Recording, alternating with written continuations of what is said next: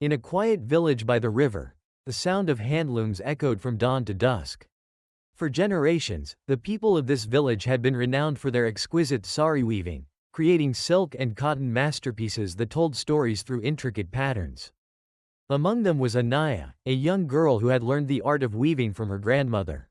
Each thread she wove carried a legacy of her ancestors.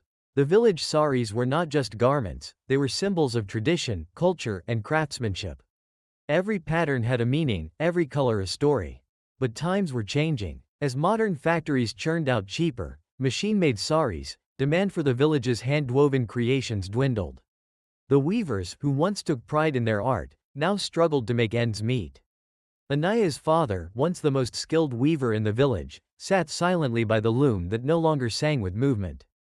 The world doesn't value this art anymore, he sighed.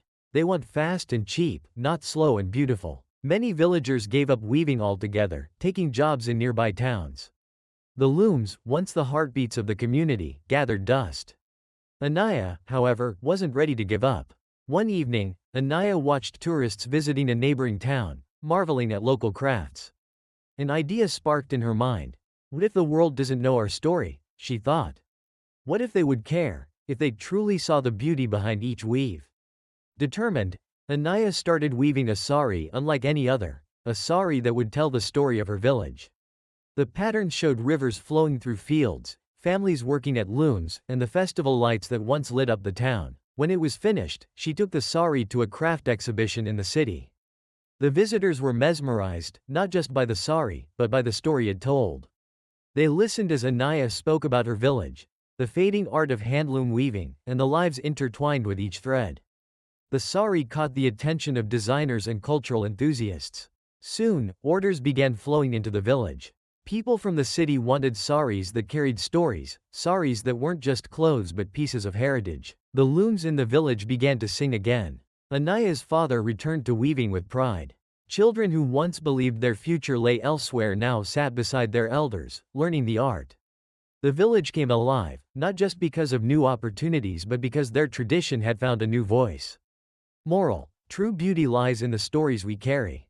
When we honor tradition and adapt with vision, we weave a future as rich as our past. Our traditions are more than just customs.